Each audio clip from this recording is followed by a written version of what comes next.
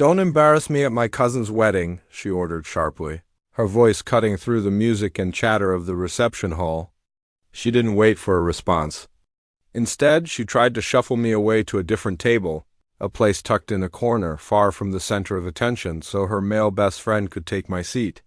The audacity of it hit me like a cold wave, but I said nothing. I left quietly, feeling the weight of humiliation settle in my chest. The chatter of guests and laughter from the nearby dance floor blurred into white noise as I made my way to the exit, my mind reeling with confusion and anger. By the time I reached my car in the dimly lit parking lot, her voicemails had piled up 6 of them, each one more desperate than the last. Her voice trembled with panic, alternating between sobs and rushed explanations that she hadn't meant it that way. That it wasn't personal, that I needed to please, just please talk to her, sitting in the driver's seat, the engine off. I felt an odd mixture of exhaustion and clarity. I replayed the wedding in my head, the sparkling venue, the soft hum of the string lights outside, the smell of fresh flowers mingling with the scent of hors d'oeuvres and the sharp sting of my displacement. This wasn't just about a table at a wedding. This was the culmination of months, years even, of being quietly overlooked, minimized, and compared to someone else. Her best friend, Jake, the one she insisted was like a brother, had somehow always been the benchmark. Outgoing, charming, gregarious qualities she praised to me endlessly. As if my quiet reliability and steady presence were somehow inadequate, I thought back to the early days of our relationship, how I had stepped in when she stumbled. She lost her job shortly after we began dating, and I didn't hesitate. I covered rent for months, helped her piece together a portfolio, and leveraged my contacts to get her interviews. She landed a stable job eventually, and everything seemed perfect. I had sacrificed countless weekends and personal plans to support her last year. I canceled a hiking trip with friends to help her move when she was evicted. I had done all of it gladly. She had always called me her rock, her safe harbor, the dependable one. But over time, the subtle cracks appeared. The comparisons started, often disguised as playful teasing, or friendly suggestions. "Why aren't you more spontaneous like Jake?" Or, "He surprised me with tickets last week, remember?" At first, I told myself I was being paranoid. I had convinced myself that she loved me, that she valued stability, that she appreciated my quiet support. But looking back now, the signs were there all along. I had been the one who adapted, bent, and molded myself to fit her desires. And yet, despite every compromise, every sacrifice, I was the one left sitting in the shadows, quietly fading from importance in her eyes. The wedding itself had been a perfect trap for this revelation. It was her cousin's big day, a family gathering sparkling with celebration.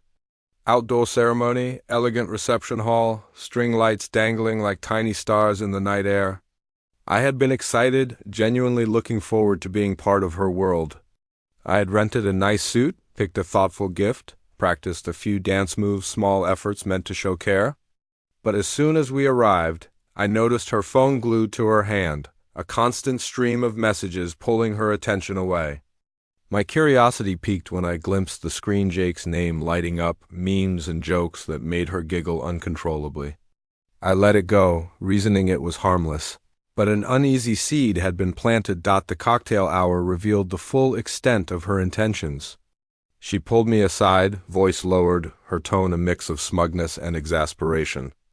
"Alex," she said, eyes darting around to ensure no one overheard, "don't embarrass me tonight. Your stories are boring, your presence, well, Jake will charm everyone. Just go with the flow."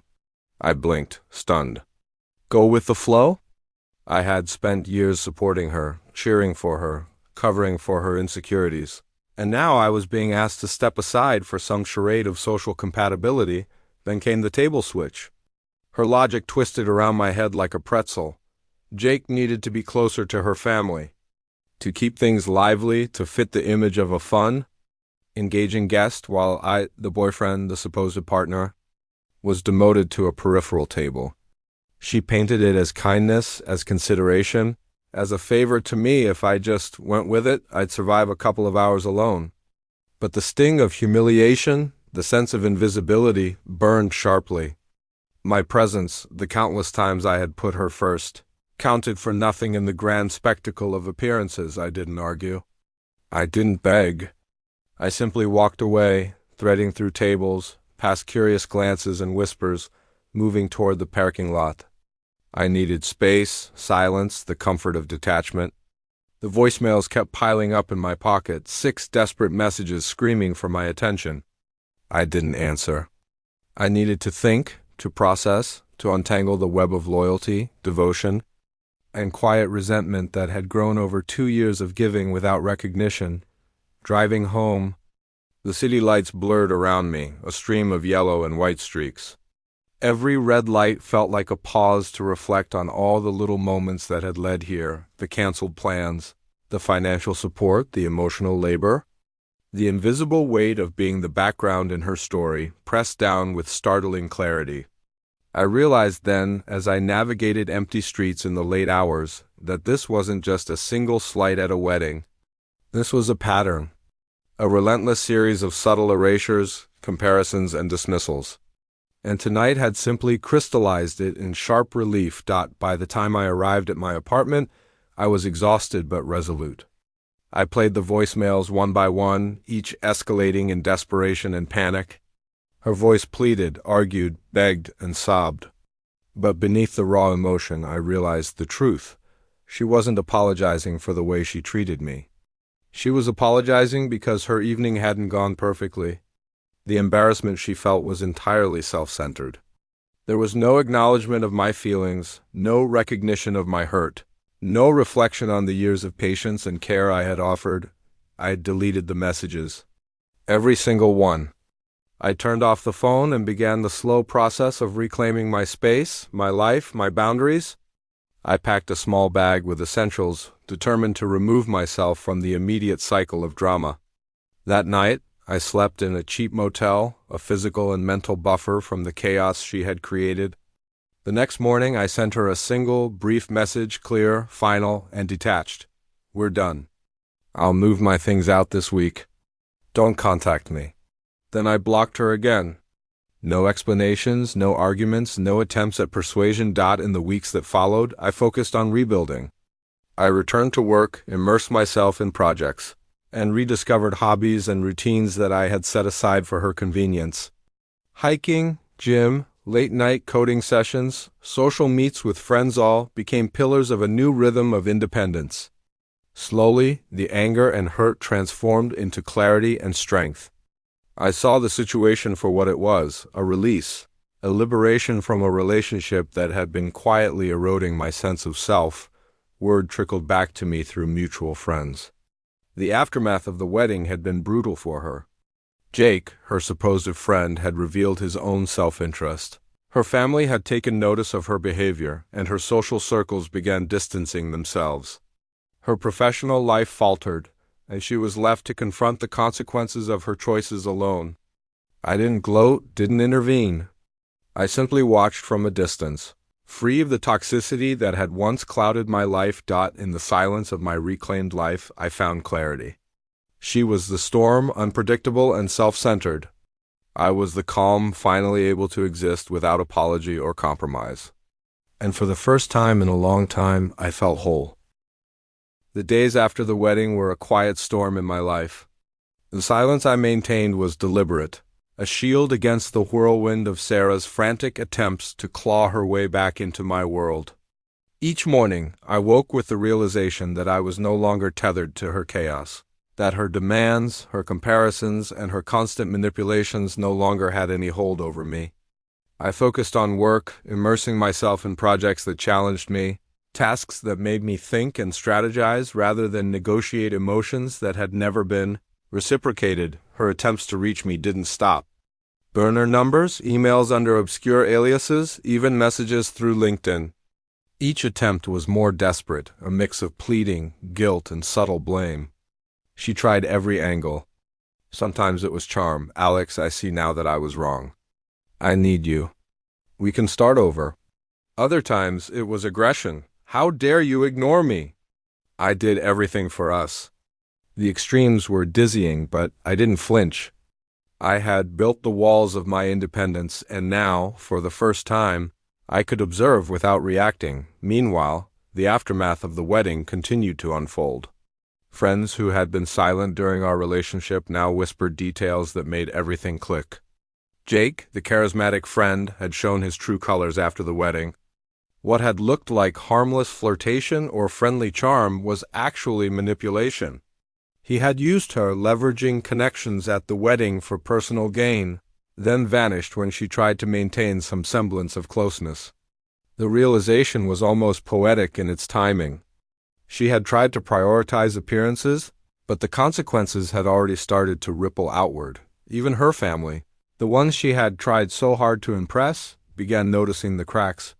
Her cousin, the bride, mentioned that Sarah had been behaving erratically during the post-ceremony celebrations. Her mother, usually a soft shield, had lectured her privately about the importance of loyalty, integrity, and respect.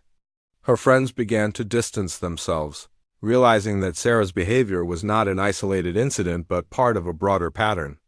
And I, the person who had quietly supported her for years, was absent from the chaos entirely. I settled into a new rhythm, one that didn't revolve around someone else's whims.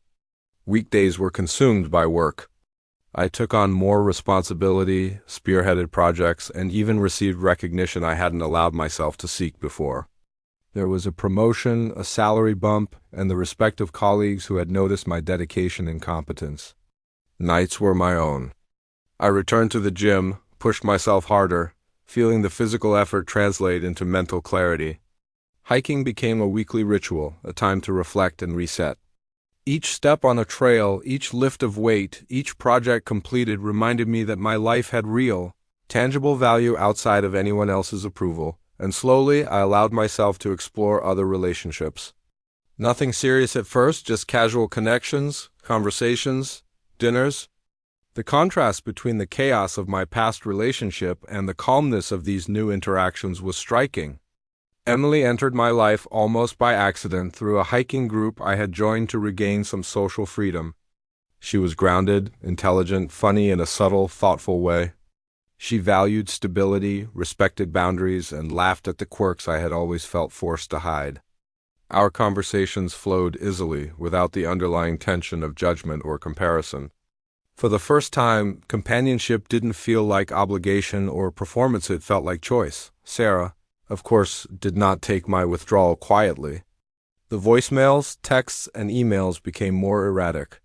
At first, it was a mix of guilt and manipulation. She confessed that Jake had been abusive in subtle ways, admitted she had been wrong, and begged for a second chance. But even in her confessions, the pattern persisted. Every apology circled back to her needs, her feelings, her image, never acknowledging the hurt she had caused me.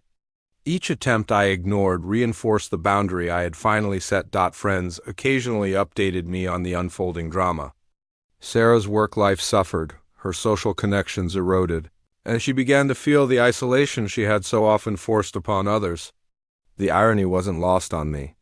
I didn't celebrate her struggles openly, but I quietly recognized the balance of karma at play.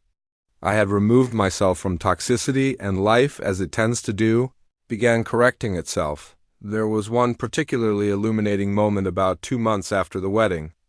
A mutual friend's birthday party offered a brief intersection of our worlds. I had debated attending, unsure if I wanted to witness her presence, but Emily was going, and I wanted to maintain the normalcy I had been cultivating. I arrived with Emily on my arm, confident, composed, and fully aware of my own growth. Sarah noticed immediately. Her eyes widened, a mix of shock, recognition, and the first flickers of panic. She approached, trembling but attempting control. "Alex, can we talk privately?" she implored. I shook my head. "No need, Sarah. Enjoy the party." Her voice grew desperate. "Please, I've been a wreck. Jake was awful. I see that now. I was wrong. Let's just start over." I didn't flinch. I had spent weeks rebuilding, regaining clarity, and defining boundaries. "You made your priorities clear that night," I said evenly. "Jake fit better, remember? Your logic then applies now." "I found what fits me." Her face fell, a mixture of frustration, embarrassment, and realization. she muttered under her breath and left the party early. Emily stood by my side, supportive, calm, and confident in the distance I had maintained. For the first time, there was no lingering doubt, no guilt, no pull back into someone else's drama. I was freed out. In the weeks that followed, I continued to build my life. Promotions at work, a thriving personal life, and a deepening relationship with Emily. Sarah's attempts to reconnect faded as her isolation grew.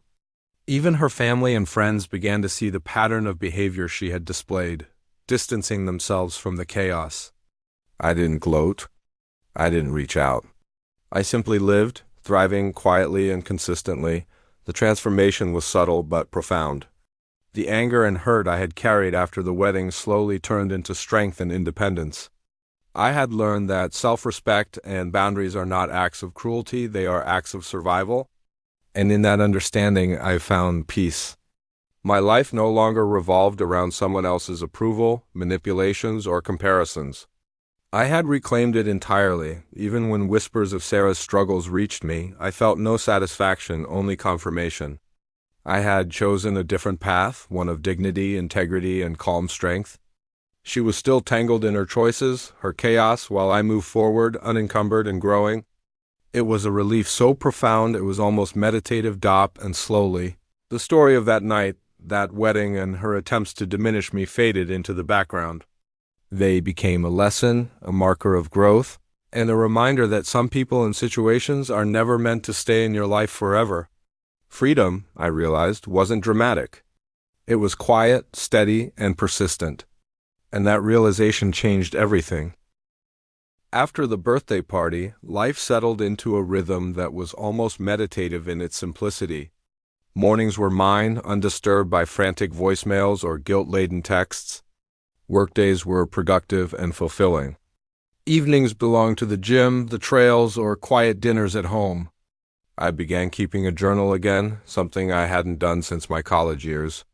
Each entry reflected not just daily events, but lessons learned, boundaries enforced, and small victories that were mine alone. Emily became a constant source of support, a quiet anchor in this newfound stability.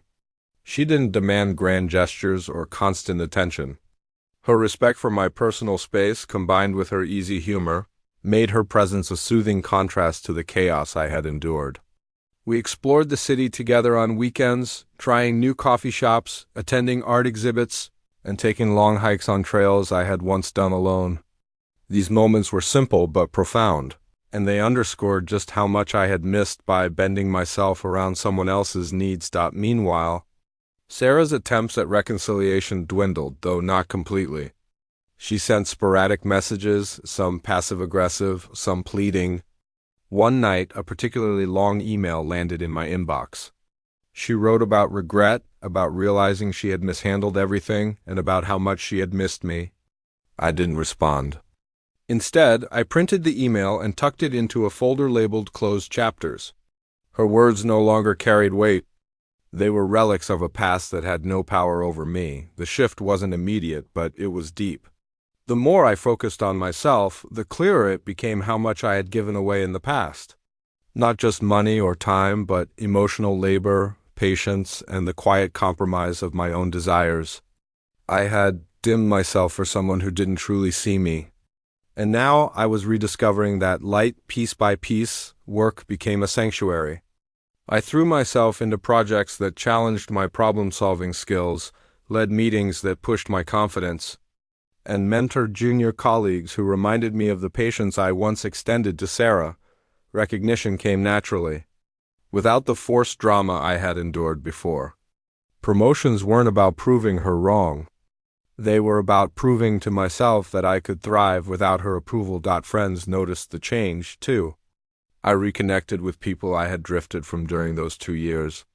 The ones I had quietly ignored in favor of appeasing Sarah.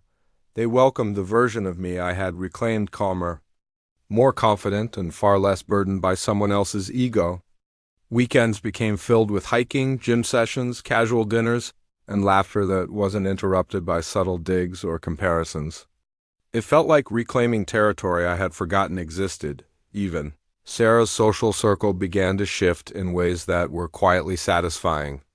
Mutual friends who had witnessed her behavior at the wedding and afterward began to drift away from her. Word of her drama spread subtly, and I could sense that the pattern of manipulation and dependence was finally isolating her. I didn't need to interfere.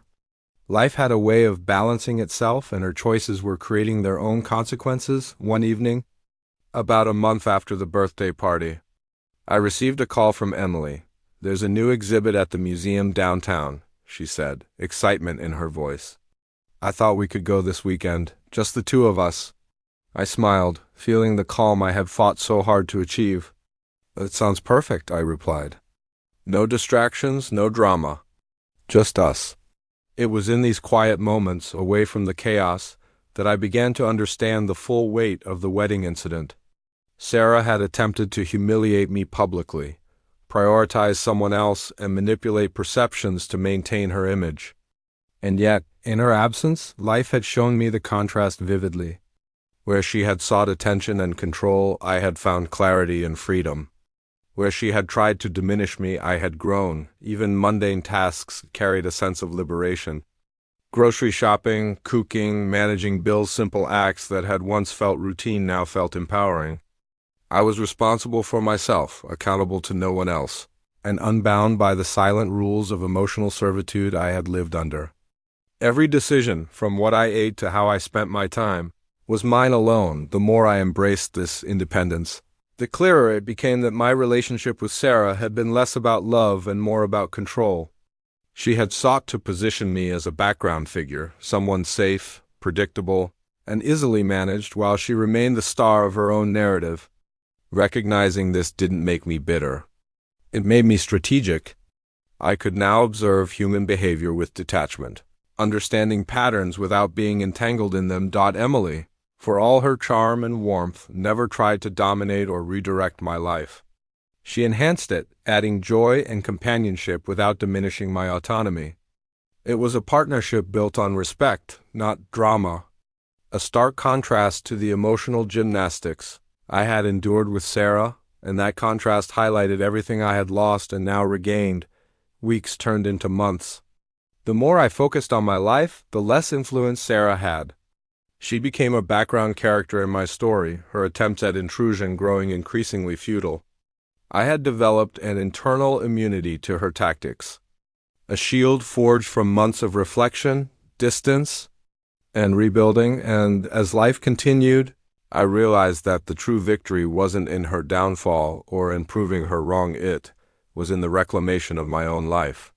Every promotion, every successful project, every quiet hike or gym session was a small assertion of independence, a tangible reminder that I was no longer defined by someone else's whims. One Friday evening, Emily and I sat on a balcony overlooking the city, sharing a bottle of wine and recounting our week. The lights below twinkled like distant stars, and I felt a calm that had been absent for far too long. The wedding, the seating fiasco, Sarah's frantic voicemails, all of it felt like a story I had finally closed. I wasn't reacting. I was living. And in that living, I found a profound, almost meditative sense of triumph. The following weeks unfolded with a rhythm that was almost luxurious in its simplicity. No one was calling or texting me to validate their insecurities. I was allowed to exist on my own terms. I took longer hikes, discovered new cafes, and spent evenings reading books I had neglected for years. Each moment felt like reclamation, as if I were piecing together fragments of myself I had unknowingly ceded to Sarah's drama. Work remained a sanctuary. I was leading a high-profile project, coordinating with teams across departments, presenting to clients who respected my expertise, and mentoring younger colleagues who sought guidance. Recognition no longer felt performative or superficial. It was earned through skill and dedication. The promotion I had recently received carried real authority, decision-making power, and financial reward. It wasn't about proving Sarah wrong, it was about proving to myself that I could thrive without being overshadowed. Emily's presence continued to ground me. Her laughter had a natural cadence, unforced, unlike the frantic attempts at attention I had endured. We began planning small adventures, weekend getaways, overnight hikes, even simple city explorations. Each outing reinforced the contrast between my life now and the suffocating patterns I had endured. In her presence, I didn't have to measure my words, gauge my reactions, or diminish my personality. I was free to be both competent and quiet, adventurous and introspective. Sarah's sporadic attempts at contact persisted, though their intensity had waned. Occasionally, I'd receive a message from an unknown number, often just a plea thinly veiled with apology. She tried to explain, to manipulate, to reclaim the narrative, but I had cultivated a patience fortified by detachment. I could observe her words without being affected. I deleted the messages unread, and slowly. Her presence in my life faded into irrelevance. One evening, while sorting through old boxes in my apartment, I stumbled upon a photo album from our early days together. I paused, reflecting on the stark differences between the person I had been and who I had become. That version of me, eager to please and overly accommodating, had been swallowed by someone else's expectations. Flipping through the pages, I realized how much of my energy had been funneled into keeping Sarah's image intact while sacrificing my own well-being. The discovery was neither painful nor nostalgic. It was clarifying. Work took on an almost meditative quality during this period. Every email I sent, every presentation I delivered, every challenge I navigated reinforced my autonomy. I no longer sought validation from someone else's approval. My confidence grew steadily, anchored by competence and self-respect. Promotions weren't about rebounding from heartbreak. They were proof that life could progress without depending on external affirmation. Emily's support extended beyond companionship. She encouraged my personal growth, challenged my comfort zones, and celebrated both small and large victories. One Saturday, we enrolled in a weekend photography workshop together. The day was spent wandering city streets, capturing candid moments, and laughing at our amateur mistakes. It was ordinary yet extraordinary in its intimacy and freedom. In those moments, I recognized that a healthy relationship didn't demand compromise of identity, it amplified it. Meanwhile, the narrative surrounding Sarah began to unravel on its own. Friends who had once defended her behavior now spoke candidly about her pattern of prioritizing attention and control. Social media posts hinted at her growing isolation as her attempts to recreate past dynamics fell flat. Mutual acquaintances discreetly shared updates. She had lost a temporary position due to unreliability, had argued with friends over trivial matters, and remained largely disconnected from the circles she once maneuvered so effortlessly. I observed these developments from a distance, detached but not unfeeling. There was no gloating, no desire for revenge. The shift in her circumstances was a natural consequence of her choices, and it reinforced the clarity I had achieved. Life had a way of restoring balance, and witnessing it without interference was strangely satisfying. My focus remained on building stability and contentment. I revisited hobbies that had lain dormant, hiking deeper trails, experimenting with cooking, reading novels that challenged my thinking. Even mundane routines carried newfound significance. Grocery shopping, managing bills, and organizing my space were acts of self-care rather than chores. Every decision, from what I ate to how I spent my evenings, was mine.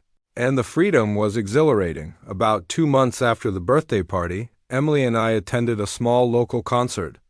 The venue was intimate, the music resonating through the space in a way that seemed to harmonize with the pace I had cultivated in my life. We danced, laughed, and reveled in the simplicity of being present. There were no comparisons, no subtle competitions, just two people enjoying shared experiences.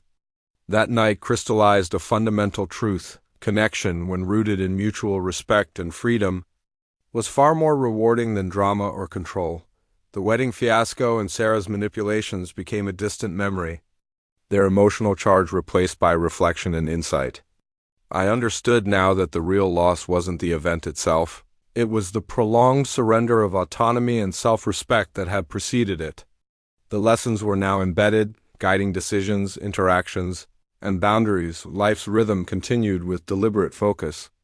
Weekdays were productive, evenings restorative, weekends adventurous. Emily and I planned more elaborate excursions. blending city exploration with nature hikes, and our companionship thrived on mutual support and joy. Her presence emphasized how a healthy partnership enhanced life rather than constraining it. Even the occasional memory of Sarah no longer carried emotional weight. A fleeting thought about her behavior at the wedding sparked recognition rather than anger or hurt. The narrative had shifted entirely. I was the protagonist in my own story, no longer a supporting character in someone else's drama. The quiet victories accumulated, work milestones celebrated, personal growth recognized, relationships nurtured, and independence secured. The realization was profound. Freedom and dignity were far more valuable than any temporary reconciliation or illusion of attachment. Life, I understood, could flourish in authenticity rather than compromise. By the third month after the party, I had fully transitioned into a life where past betrayals were mere reference points rather than ongoing burdens. Emily and I continued to explore, learn, and grow together. Work remained satisfying and challenging. Hobbies and passions were pursued with intention. And in all of it, I recognized a central truth. The strength I had gained wasn't just from leaving Sarah, it was from reclaiming myself and building a life grounded in clarity, autonomy, and mutual respect. By the fourth month, life had settled into a rhythm that was almost meditative. The chaos that Sarah had brought into my world was now a distant echo, a lesson rather than a wound. Emily and I were growing closer, learning each other's rhythms, habits, and quirks. Every morning we brewed coffee together, sometimes in comfortable silence, sometimes with laughter spilling into the kitchen.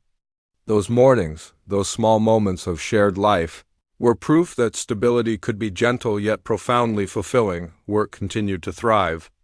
I took on more complex projects, negotiated contracts, and led my team with a confidence that I hadn't realized I possessed before breaking free from Sarah's shadow. The promotions and accolades were satisfying, yes, but even more rewarding was the sense that I was finally running my own life, unencumbered by someone else's insecurities or manipulations.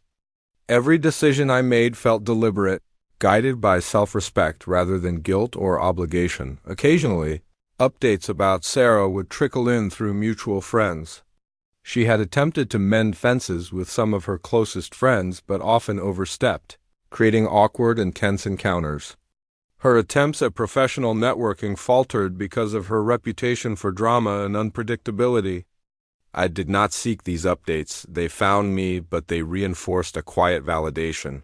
The world had a way of aligning itself when one stood firm. Emily encouraged me to pursue hobbies I had neglected for years. Together we signed up for cooking classes, experimented with new recipes at home, and explored art exhibits around the city.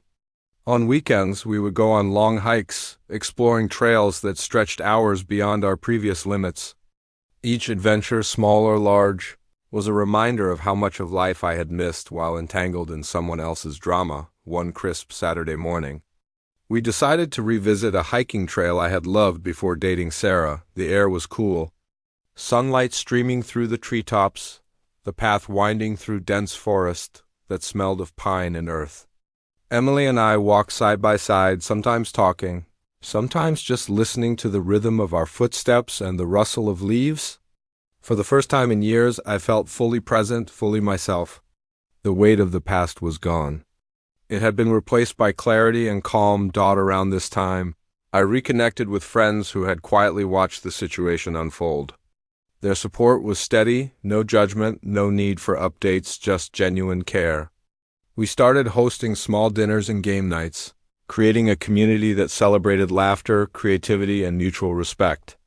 These connections reminded me that healthy relationships existed outside of romantic entanglements, and they were just as essential to a fulfilling life. The professional sphere continued to reward consistency and integrity.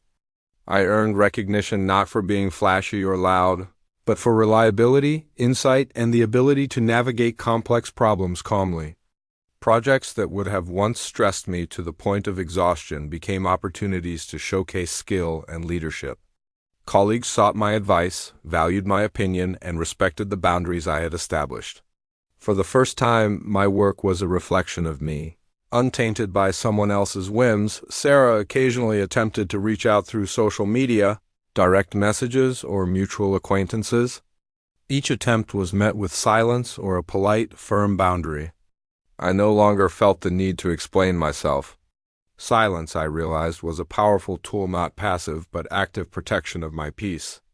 The desperation that once might have rattled me now passed like shadows over sunlight. Ineffective and inconsequential, Emily and I began planning a short trip to a nearby coastal town. We rented a small beachside cottage, imagining mornings with ocean breeze, afternoons exploring local shops, and evenings watching the sun dip below the horizon.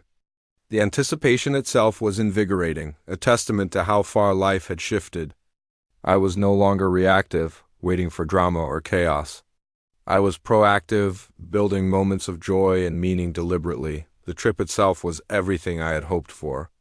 We walked along the shore, collecting shells and observing tide pools, laughed over mistakes made while cooking in the small kitchen, and stayed up late talking about hopes, dreams, and plans. I marveled at how uncomplicated life could feel when two people treated each other with respect, understanding, and freedom. Emily was not a rescue, nor was I a savior. We simply complemented each other, building a shared space of trust and contentment. In the months that followed, I continued to refine the life I had reclaimed. Morning routines became rituals of self-care, from meditation and exercise to journaling and planning the day. Evenings were reserved for reflection, hobbies, and quality time with Emily or close friends.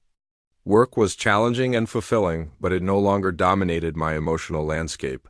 I had cultivated boundaries and a lifestyle that protected my energy while allowing growth and joy. Occasionally, my mind wandered back to that night at the cousin's wedding, the moment Sarah had tried to humiliate me publicly. But even that recollection was stripped of emotional charge. It had become a story, a lesson, a marker of the person I once was and the person I had become. I could recount it with detachment, even humor, recognizing the absurdity of someone, prioritizing appearances over genuine connection. The transformation was subtle but profound. I realized that life didn't have to be defined by others' drama or expectations. Stability, respect, and genuine joy were achievable and sustainable without sacrificing identity or integrity. Sarah's betrayal, painful as it had been, had catalyzed a necessary shift. I now operated from a place of agency, not reaction. Every choice was intentional. Every relationship evaluated by the standards I valued: honesty, respect, and mutual care. By the time half a year had passed since the wedding, I had fully transitioned into a life free from past toxicity. Emily and I celebrated milestones together, work thrived, friendships deepened, and my personal growth was ongoing. The story of Sarah, the cousin's wedding, and the manipulations that had once dominated my world had become a closed chapter. The lessons endured, but the emotional weight had dissipated entirely. I finally understood the depth of autonomy and the power of boundaries. Life had expanded beyond the confines of fear, jealousy, or manipulation. It was mine authentically, unapologetically, and richly lived. And as I looked toward the future, I knew with certainty that it would continue to unfold under my terms, grounded in clarity, dignity, and the quiet triumph of self-respect.